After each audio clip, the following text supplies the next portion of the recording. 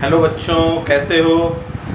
स्वागत है आपका 5 के पंच वाले क्वेश्चन सीरीज में। उम्मीद है कि लॉकडाउन में आपकी पढ़ाई अच्छी चल रही होगी और जो बच्चों को सेलेक्ट होना होता है ना, ठीक, वो घबराते नहीं हैं, ठीक है, चाहे परिस्थिति जैसी भी हो। वो अपना इन्वायरमेंट खुद तैयार करते हैं। कुछ बच्चे घर पे होंगे तो बता रहे होंगे हॉस्टल छोड़ के घर पे चले गए होंगे, तो बता रहे होंगे कि सर पढ़ाई नहीं हो पा रहा है, ये ऐसा बता रहे हैं। देखो, खुद इन्वायरमेंट तैयार करो, खुद पढ़ो, ठीक है, एक माहौल बना लो पढ़ने का। घबराना नहीं है। जो लोग सेलेक्ट होते हैं वो हर परिस्थितियों को, हर विपरीत परिस्थितियों को अनुकूल बनाते हैं अपने, और एक ही चीज़ उनका होता है, ज़्यादा से ज़्यादा क्वेश्चन प्रैक्टिस करना। हम लोग जो क्वेश्चन सीरीज स्टार्ट किए थे वो आज सीरीज नंबर 9 है। IIT JEE के जो सारे क्वेश्चन कर रहे थे, JEE एडवांस JEE मेंस के, ठीक है। और ये जो मैं क्वेश्चन सीरीज जो स्टार्ट किया था, तो ये उन बच्चों के लिए है जो नीट का प्रिपरेशन कर चुके हैं या जिनकी तैयारी 12th में बहुत अच्छी हो गई है। मैं कोई इस प्लेटफॉर्म पे पढ़ा नहीं रहा हूँ, मैं क्वेश्चन प्रैक्टिस करा रहा हूँ। और इनऑर्गेनिक का जो एपिसोड चल रहा था, एक हो गया था, उस इनऑर्गेनिक के एपिसोड्स में हम लोग जो है ज़्यादा से ज़्यादा जो है इनऑर्गेनिक के पॉइंट्स कैप्चर कर रहे थे एम्स के थ्रू। तो ये प्लेटफॉर्म जो मैं अभी आपको बना के वीडियो डाल रहा हूँ, ये केवल उन बच्चों के लिए है जिनका प्रिपरेशन अच्छा है या जो लोग कहीं कोचिंग किए थे, ठीक है। आज जो कोचिंग भी नहीं किए थे, जिनकी प्रिपरेशन बहुत अच्छा है, उनको इस वीडियो से फ़ायदा मिलेगा। वो विदिन मिनट अपने सवाल को एज इट इज यही सवाल आ सकता है या इसी पैटर्न पे सवाल आने हैं, ठीक। और बहुत अच्छा लगा, एक बच्चे ने जो मुझसे नहीं पढ़ा था उसने फ़ोन किया और कहा कि सर मैं जो है फलाना कोचिंग से मैंने पढ़ाई किया था, राजस्थान कोटा की कोचिंग वो बता रहा था कहीं का, ठीक, मैं नाम नहीं लूँगा, ठीक है। और कहा कि बहुत अच्छा सीरीज चल रहा है, आप ऐसे ही वीडियो बनाते रहिए और क्या बोलते हैं, हम लोग को इससे फ़ायदा मिलेगा। मेरा हौसला बढ़ा कि चलो ठीक है कि जो मैं काम कर रहा हूँ वो सबके इस विपरीत परिस्थिति में सब उन बच्चों के लिए अच्छा है जो सेलेक्ट होना चाहते हैं। तो मेरे बच्चे, आज आओ स्टार्ट करते हैं क्वेश्चन सीरीज का पहला क्वेश्चन। ये हमने लिया है इक्विलिब्रियम से, इक्विलिब्रियम टॉपिक से लिया है, ठीक। ये JEE मेंस 2017 का सवाल है। कह रहा है कि pKa of weak acid HA and pKb of weak base BOH are 3.2 and 3.4 respectively. The pH of the salt solution. कह रहा है कि एक वीक एसिड और वीक बेस का आपका pKa और pKb दिया है। कह रहा है कि जब ये वीक एसिड वीक बेस मिल रहे हैं तो साल्ट बना रहे हैं, इस साल्ट का pH क्या होगा, इस साल्ट सॉल्यूशन का pH क्या होगा। मेरे बच्चे, आप पढ़े होंगे साल्ट हाइड्रोलिसिस, ठीक है। साल्ट हाइड्रोलिसिस में आप पढ़े होंगे वीक एसिड और वीक बेस मिलता है, ठीक है। तो जब ये साल्ट बनाता है तो इसके pH का फार्मूला, ठीक है, इसके pH का फार्मूला था half pKw plus half pKa minus half pKb। ये जनरल था, ठीक है। रूम टेम्परेचर पे जब कुछ ना बोले तो रूम टेम्परेचर पे जो pKw होता है ये होता है 14। तो यही फार्मूला बन के आ जाता था pH इजिकल टू 7। जब इसको रखेंगे 14 तो ये 7 आ जाएगा, plus half pKa minus half pKb, ठीक है। ये फार्मूला किताबों में लिखा रहता है, ठीक है, ये रूम टेम्परेचर पे। लेकिन जनरल फार्मूला ये होता है, क्योंकि pKw टेम्परेचर डिपेंडेंट होता है, Kw टेम्परेचर डिपेंडेंट, तो pKw भी टेम्परेचर डिपेंडेंट, ठीक है मेरे बच्चे। तो ये हम फार्मूला लगा के हम अपने सवाल को सॉल्व कर लेंगे। तो ये तब हुआ जब वीक एसिड वीक बेस मिलेगा तब, ठीक है। अच्छा, अब दो और फार्मूले हम याद कर ले रहे हैं। मान लो कोई एक वीक एसिड हो और स्ट्रांग बेस हो और ये बना दे साल्ट, तब फार्मूला क्या होगा रूम टेम्परेचर पे pH का 7, हम रूम टेम्परेचर पे बात कर रहे हैं, 7 plus half pK, 7 plus half pKa, ठीक, plus half log C, half log C, C है कंसंट्रेशन ऑफ वीक एसिड, ये हो गया। अच्छा, अगर मान लो वीक बेस और स्ट्रांग एसिड का साल्ट हो तो उसके पीएच का फार्मूला रूम टेम्परेचर पे, तो pH is equal to 7 minus half PKB minus half log C। ये हमारे 3 फार्मूले होते हैं। ये 3 तरह का साल्ट बनता है। अगर दोनों एसिड, स्ट्रांग एसिड और स्ट्रांग बेस दोनों अगर स्ट्रांग हो एसिड बेस, तो उसके वो जो साल्ट बनाता है तो उसका पीएच होगा है न्यूट्रल, रूम टेम्परेचर पे आता है 7। ठीक है, तो हम उसको नहीं लिखना है। तो बेटा ये 3 फार्मूले से तुमको सवाल मिलेगा, तो ये फार्मूला अच्छे से लिख लेना। हमको इस फार्मूले से काम चलाना है। वीक एसिड और वीक बेस का pKa और pKb दिया है। चलो आओ, तो pH is equal to 7 plus half, pKa कितना दिया है 3.2, pKa 3.2 एंड pKb 3.4 रिस्पेक्टिवली।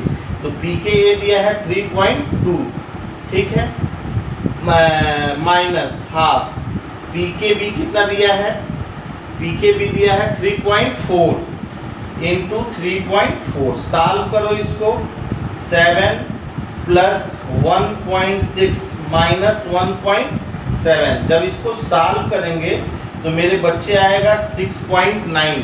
ठीक है, तो देखो कोई आंसर मिल रहा है, आंसर शुड बी डी। तो आप इस तरह से साल्ट का, ठीक है, ये तीनों फार्मूला पीएच का याद रखिएगा। दूसरा क्वेश्चन बच्चे हमने सॉलिड स्टेट से लिया है।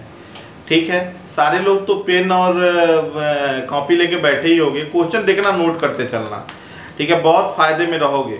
अगर थोड़ी भी तुम्हारी तैयारी अच्छी है तो जो मैं करा रहा हूँ उससे रिलेटेड जाके तुम चीज़ों को बार बार रिवाइज करना, देखना कितना एग्जामिनेशन हॉल में फ़ायदा मिलेगा।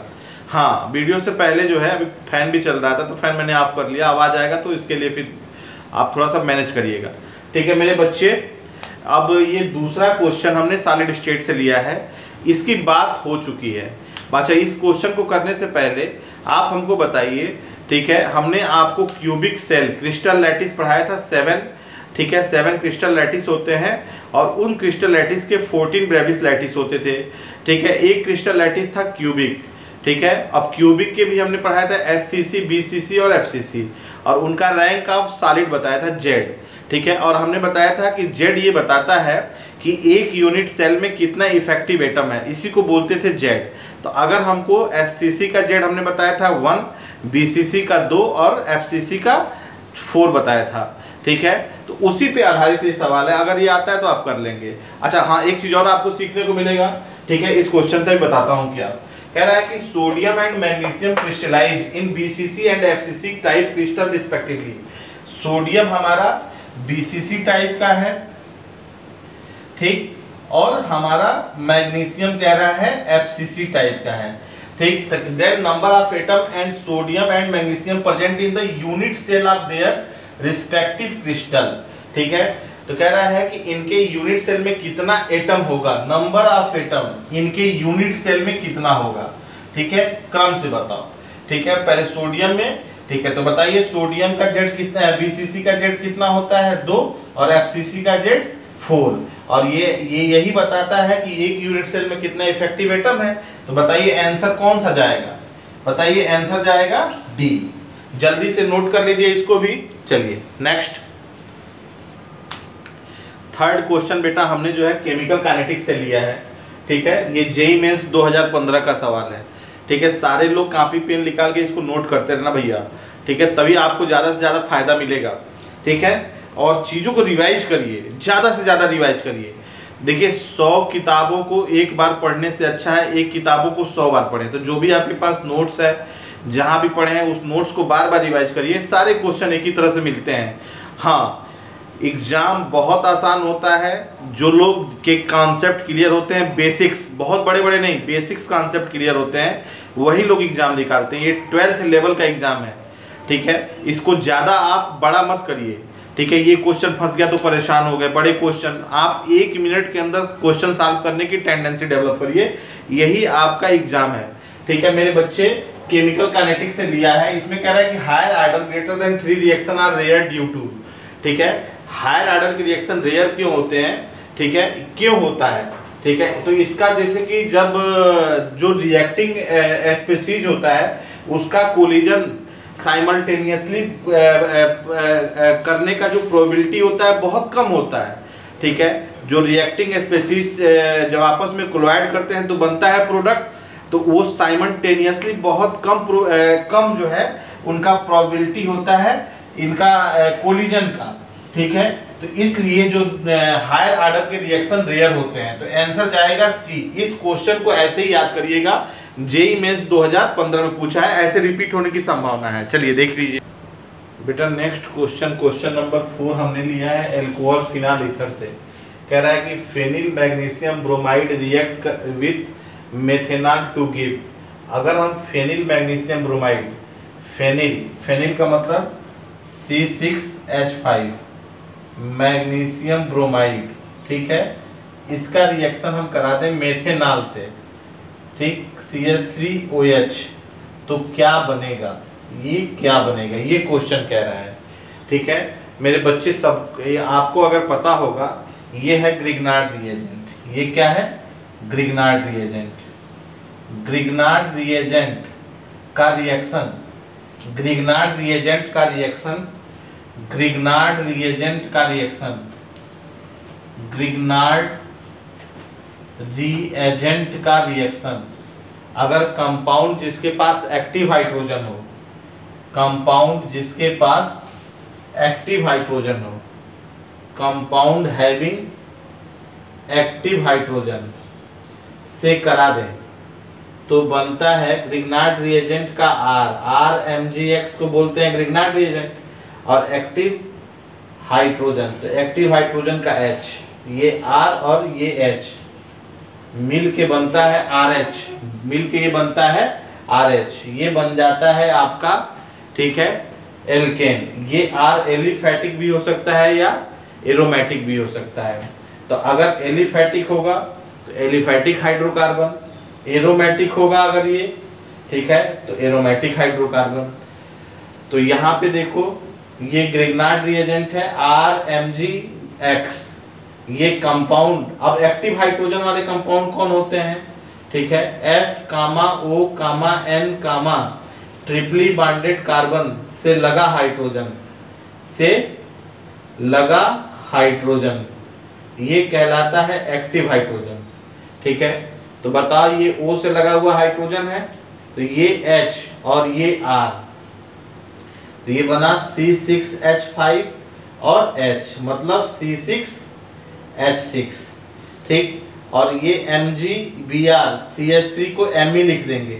ठीक है, तो इस तरह से आंसर हमारा कौन सा जाएगा, देखो बेंजीन एक ही ऑप्शन में बन रहा है, तो आंसर जाएगा B।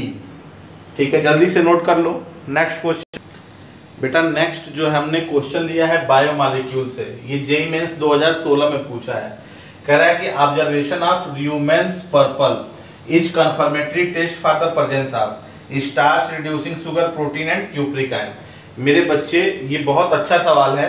ल्यूमेंस पर्पल को बोलते हैं निनहाइड्रीन। क्या बोलते हैं, निनहाइड्रीन, और निनहाइड्रीन टेस्ट होता है प्रोटीन का। ठीक है, तो बताओ अगर हम प्रोटीन में निनहाइड्रीन डालते हैं, निनहाइड्रीन डालते हैं, ठीक, तो ये वायलेट